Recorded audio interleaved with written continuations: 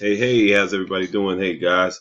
So, this video right here is going to be talking about how to fill out a TREC contract. All right. So, I'm going to go right into it, guys. Make sure these videos are not too long so that you guys can take on the information that you guys need and jump right out into the streets and get to working. So, here we are right here. Let's go to a TREC contract. So, what we're going to be doing, I'm going to tell you guys how to fill this out. So we're going to start all the way from the beginning though. How do we find this particular contract? Well, this is the place that you go to, www.trec.texas.gov. So you guys might want to bookmark that into your computer, and you want to come down, scroll all the way down to quick forms, and you download your 1 to 4 family residential contract. That contract right there is the contract that I just popped up and showed you for a few seconds. This button right here is this contract right here. Okay. All right. So you're going to download that. So this is how we fill this out. Let's just get right to it. I'm going to be addressing as much of this as possible. I'm going to be completely honest. I'm really good at these, but I am not a lawyer. I am not an attorney, so I have to put that discretion out, just in case you guys want to sue me. So, all right. First part of a contract. To the parties to this contract are blank. This is going to be the seller. Okay. The first part is the seller. So this is one of the sellers that I'm currently closing on right now. And the next part, sellers and blank, is the buyer. So I'm glad you guys are watching this, because do you see this has my company name and or assigns. So for you guys who have any questions, it does not matter what name you put on. You can put your own personal name. That does not matter. Now, for what you guys are doing, if you ever do anything with me, then we'll talk about how we'll write the buyer for that contract. How we'll write the buyer's name for that contract. What's really important is and or assigns. This gives you the right to wholesale this contract. I want to be very, very clear here, guys, so that everyone understands what wholesaling is. Wholesaling is not you wholesaling a property.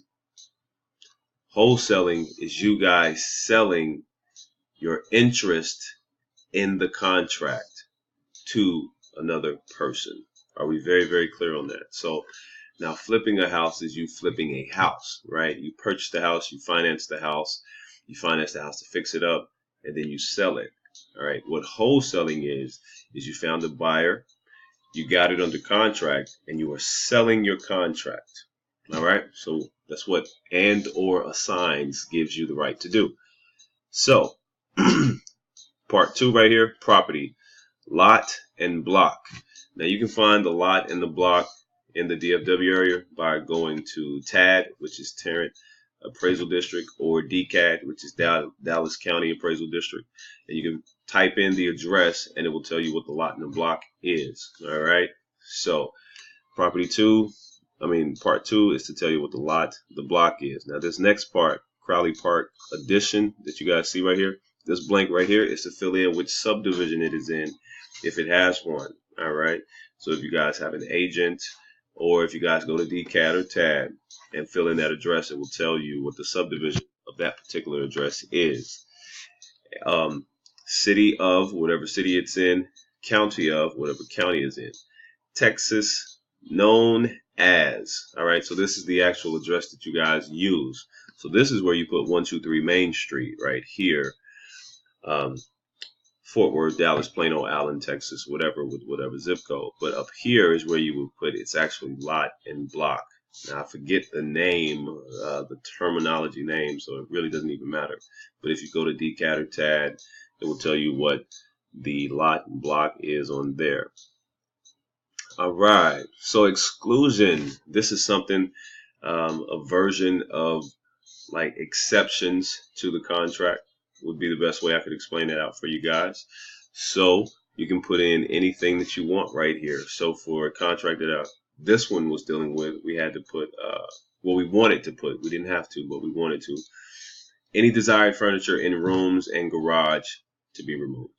Okay, so you can say something like, hey, that if you are wholesaling a house and you liked, I don't know, let's say, what is this? This is a candle that I'm looking at right now. If this candle was in that house, you can put in your exclusions: all desired furniture in rooms and garage be removed except this candle.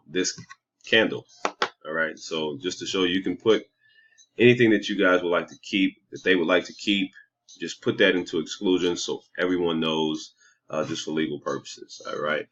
Now here we go right here to the interesting part. When you are dealing with a sales price, then you need to put that amount right here. So if you decide to buy it for 75 grand, like this contract is, you put 75 here and you repeat that right here. Now, the reason why you do that is because this is telling you at the closing you are going to be paying this much amount for the house, this amount for the house. All right. Now, license holder and disclosure. If you are a license holder, then you would do that.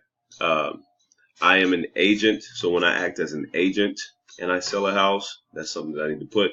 When I'm acting as an investor, I do not. All right. So earnest money. This is how much money you would be putting down, bringing to the title company. All right. Now you can see I do not put a lot of money down. I typically put $10 or $100 on. So you need to put that amount in earnest money. That is a check that will be written out to the title company of your choice. All right. You will then put who that escrow agent is and what their address is right there. All this additional earnest money, don't worry about that. It does not matter. This is something that can really trick you guys up if you do not pay attention to this. This is the title, policy, and survey part of a Texas TREC contract. Who is going to pay closing costs? Title insurance. Who's going to pay that? The seller or the buyer? For me, I always put the buyer, myself. It's basically 1% of whatever the contract is. So this one right here is $75,000. Our title insurance on this is going to be around $750. Okay, but you can put it for the seller or for the buyer. It doesn't matter if it is a make or break. If you're a wholesaler or investor, put the buyer if I were you. But if you can keep the expenses to the seller, go ahead. Great. Every single page will have this contract concerning. This is something that you need to pay attention to. This will be at every top of the page. So you always need to make sure that you have that address in. All right. 123 Main Street. Make sure that is always there. Okay. Now, remember, this is title, policy, and survey part. And we were talking about all of this right here. That is something, ask your attorney to ask you about that right there. I'm not an attorney, so I'm not even going to try to explain all that. Survey. Do you need a survey? For an investor, typically you do not need a survey. If you do need one, I mean, that's up to you for own purposes, but I do not use a survey. So I have to write that in. So by putting not applicable right here, not applicable, not applicable. We do not want to use a survey. All right. Buyer objections. Now you can put anything into the objections. Now, if you are buying retail, you could say something like, yes, you need to fix this, and that before I decide to buy the house. But since you're buying houses as is, there is no purpose for you having any objections. Okay. Also, as you can see, every paper will have, at the bottom, you will have where you'll be putting your and the seller's initials. And at the top of every page, you'll be having your 123 Main Street address. Okay. So, title notices, Part E. Abstract or title policy and membership in property owners association. So what that is, Chapter E, Section 2 of the contract says membership in property owners association is the property in the HOA.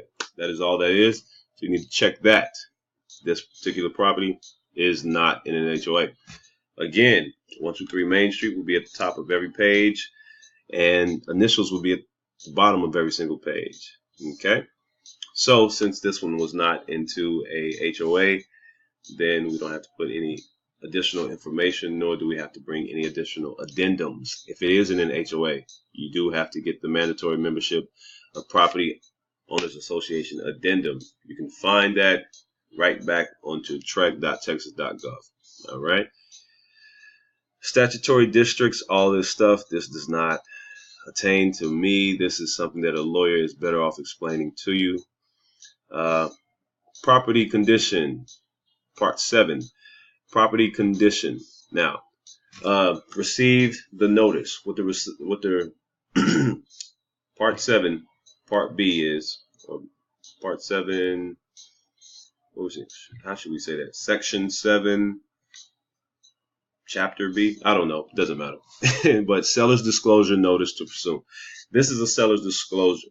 You can get a seller's disclosure. I'll show you how to get a seller's disclosure on that. And it's basically just asking the seller to fill out, to the best of their knowledge, what is going on with the house. Okay. So in another video, we'll talk about how to go get the seller's disclosure, because I've only got 5 minutes here before this video ends. I like to make these 15 minutes or shorter, so let's get right to it. But seller's disclosure, you can look that up and you can have your seller fill that out to the best of their knowledge. All right. Very important. Buyer accepts property as is. You need to always have that checked off. All right. If there are anything that needs to be changed, then you would click box 2. Buyer accepts the property as is provided by seller. At seller's expense, seller shall complete the specific repairs and treatments. All right. Lender required repairs and treatments. That's more for when you're going through the bank route. Again, initials and 123 Main Street. All right. Residential service contracts. I always have that as 0.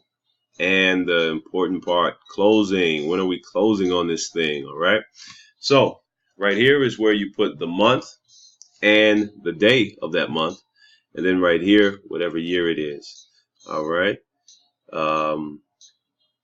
Want to make sure we're good. Possession. When do you get possession of the property? Now this could be changed. Now I do mine upon the closing and funding. So let's read this out. Buyer's possession. Seller shall deliver to buyer's possession of the property in its present or required condition, ordinary wear and tear accepted upon closing and funding. All right. So what that means is I take over the property when all the money transfers. You could do according to a temporary residential lease. That is a whole nother thing, and we could talk about that in detail on another video. All right.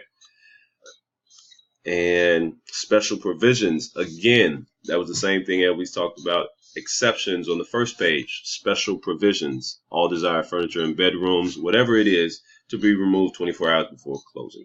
Okay. What else do we have here? Escrow. No, it's not too important. All right. Notices. All right. So this is very, very important.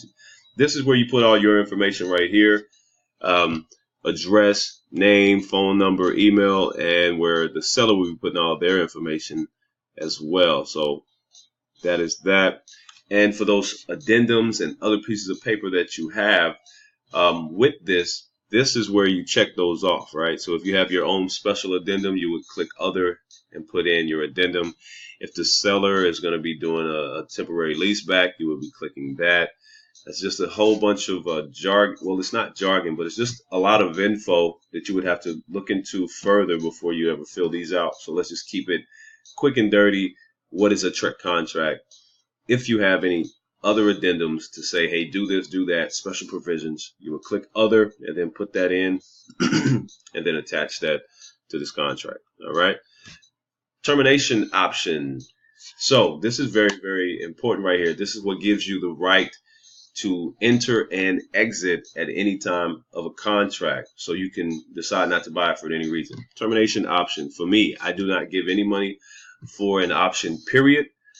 And I also like to let it go for as long as possible, just in case anything happens. That's all that is. All right.